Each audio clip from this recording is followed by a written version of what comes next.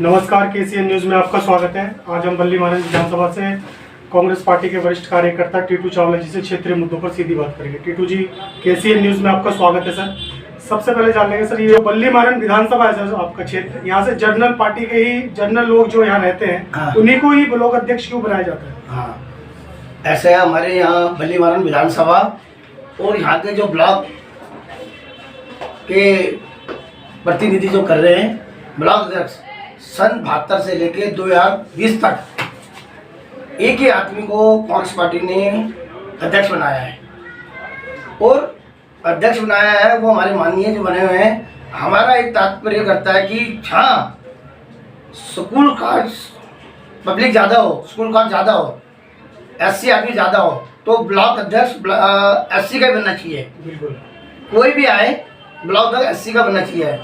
जो सन 72 से लेकर 2010 तक ब्लॉक अध्यक्ष है। हमारे ये बड़ी दुख भरी बात है कि ब्लॉक अध्यक्ष चेंज नहीं हो रहा, उसको चेंज करना चाहिए। क्या कारण है सर? सिर्फ चापलूसी की राजनीति हो रही है क्षेत्र में? कारण ये है कि हमारे जो नेता है उनको ये देखना चाहिए कहाँ कितनी कैपेसिटी है, ओबीसी की क्या है, एससी की क्या है, जनरल की क्या है और सामान्य की क्या है। ये हमारे जो विधानसभा का यहाँ का जो नेतृत्व करते हैं हमारे भाई अरुण यूसुफ है, तो यहाँ विधानसभा के पूर्व एमएलए हैं, ये उनके हाथ में जाता है, प्रदेश को जाता है, वो प्रदेश को बोलते हैं, कैसे भी करते हैं, उनको वो चाहते हैं, उनको वो टिकट देते हैं, उनको वो देते हैं अध्यक्ष के लिए। इन समस्याओं को लेकर कभी आप दिल्ली प्रदेश गए, अध्यक्ष जी से मिले आप? हाँ, हम बीच में अनिल चौधरी के पास गए थे। हमने एक एजेंडा लगाया था कि हमारे क्षेत्र रामनगर के अंदर 70% से लेकर 65 और 70 के बीच में यहाँ एससी कैटेगरी है, आप उनको यहाँ का अध्यक्ष बनाया जाए, कोई भी बनाया जाए, एससी का बनाया जाए। 70% सर आप कह रहे हो एससी के वोटर है यहाँ पे? हाँ। तो रहते भी है, उसके बावजूद भी नहीं बनाया जाता? हाँ, उसके बाद भी नहीं बनता। 70% एससी रहने के बाद एससी को नहीं बनाया जाता। अभी बीच के अंदर क्या हुआ कि जब कॉर्पोरेशन की जनरल एससी का चला था, क्या कैटेगरी है, कौन विधायक बनेगा, कौन क्या बनेगा, बीच में ये भी आया था कि जनरल एससी से जनरल हो गई है। हमने ये कहा भाई जनरल को टिकट मिलना चाहिए कॉर्पोरेशन का। उसके बाद फिर बाद में एससी हो गई जी, एससी हो गई, एससी को टिकट दिया, हमारे यहाँ से बंदा वो हारा है जो उसको टिकट मिला। तो कैंडिडेट काफी कमजोर था जिसको निराशा मिली इस वार्ड से? कैंडिडेट कमजोर था क्योंकि वो जीता हुआ कैंडिडेट था, उसने अपनी मनमानी रखी है। आप तोता जी की बात कर रहे हैं? हाँ, हमारा जो कैंडिडेट था अपनी मनमानी रखी है और कार्यकर्ता को लेके चलना चाहिए। तो कार्यकर्ता बड़ा होता है, नेता से बड़ा कार्यकर्ता होता है, हर कार्यकर्ता को लेके चलना चाहिए। तो कार्यकर्ता को साथ लेकर नहीं चले वो? नहीं चले। तो आने वाले जो चुनाव होंगे 2024 में, उसमें क्या लगता है, जनता परिवर्तन चाहती है इस बार? मैं तो आशा करता हूँ और दुआ भी करता हूँ भगवान से कि आने वाला 2024 जो है कांग्रेस के लिए एक नई किरण लेकर आएगा। और राहुल गांधी ने देश जोड़ने की बात कही थी, मोहब्बत जोड़ने की बात करी थी। ये कांग्रेस है जो देश को जोड़ती है, मोहब्बत जोड़ती है, पब्लिक को जोड़ती है और मोहब्बत की दुकान खोलती है। जो महागठबंधन की तैयारी कर रही है कांग्रेस सर, हाँ, इससे क्या लगता है भाजपा को हराने में कामयाब होगी? आप ये देखिए कि इंडिया और भारत कोई अलग तो है ही नहीं है, इंडिया भी एक है, भारत भी है। आज हम 4 पार्टी, 5 पार्टी, 24 पार्टी, 10 पार्टी मिलके एक भारत बना रहे हैं। एक ही चीज़ है भारत की। जब ये इंडिया बनाते हैं तो कोई ऑब्जेक्शन नहीं, कांग्रेस बनाती है मिलकर पार्टी बना रही है तो इंडिया में ऑब्जेक्शन कर रहे हैं। ये कौन सा तुक है?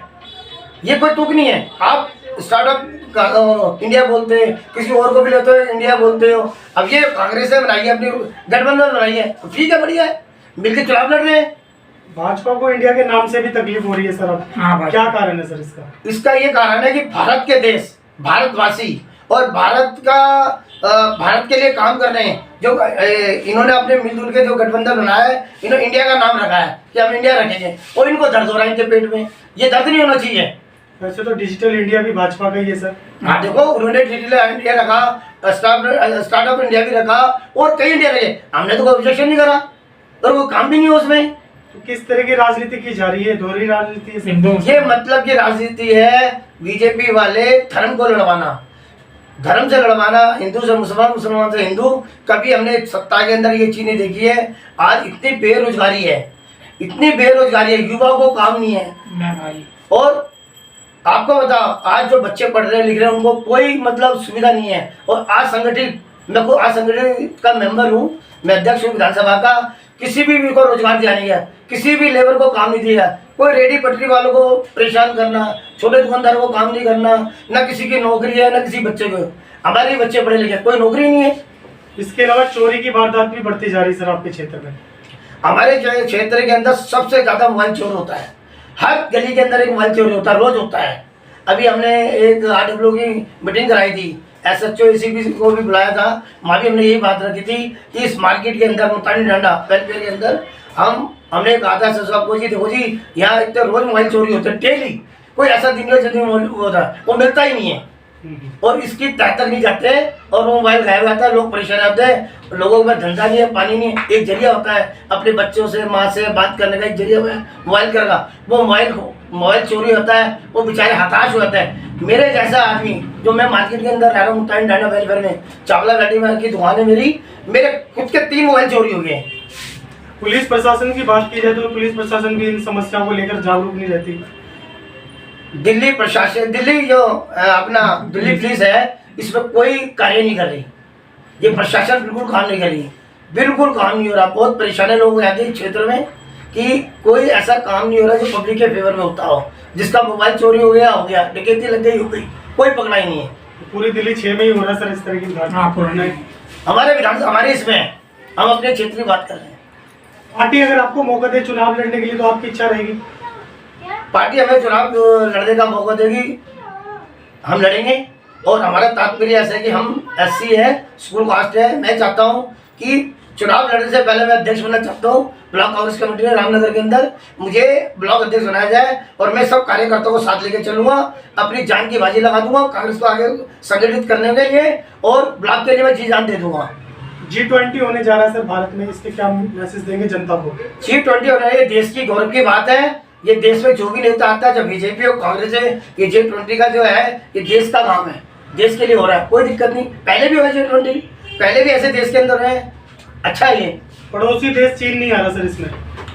ये चीन के पेट में दर्द हो रहा है। चीन का एक्चुअली क्या है, चीन जो है इसको बीमार आदमी होता है, वो हमेशा डरता है, वो कभी आता नहीं, उसके पेट में दर्द है। राहुल गांधी जी ने बड़ी आवाज उठाई है इसके बारे में कि चीन हमारी धरती पे कब्जा कर रहा है, धरती पे कर रहा है, कोई सुनवाई नहीं हो रही। अभी राहुल गांधी जी अभी गए थे, चीन के दौरे पे गए थे, पीछे सोनिया जी गई है, मैंने पेपर में पढ़ा था। उस तरह से उन्होंने देखा, वहाँ लोगों को देखा, लोग वहाँ बहुत हताश हो गए, बहुत परेशान है कि ये हालत है वहाँ की, बहुत बुरी हालत है चीन की बॉर्डर पे, हमारे हिंदुस्तान के बॉर्डर पे। आसाम 24 के लिए क्या मैसेज देंगे जनता को सर? 24 के लिए मैसेज देना चाहूँगा कि मैं भारत की जनता से आग्रह करना चाहता हूं कि आपने इनके 9 साल देखे और हमारे 65 साल देखे। हमारे जो 65 साल में हिंदुस्तान में जो हुआ है वो 9 साल में नहीं हुआ। और 9 साल में आपने देखा अडानी अंबानी देश का पैसा बाहर ले गए और हमारे से वादा किया हिंदुस्तान के प्रधानमंत्री ने, माननीय मोदी जी ने, कि हर गरीब आदमी को 15 लाख रुपए देंगे, काम देंगे, रोजगार देंगे, बेरोजगारी से दूर करेंगे। आज देश बेरोजगारी पे है और काम नहीं है, धंधा नहीं है लोगों पे, और भूखमरी पे बना हुआ देश। बहुत बहुत धन्यवाद टीटू जी, आपने समय निकाल के हमसे बात की। शुक्रिया, धन्यवाद आपका सर, थैंक यू।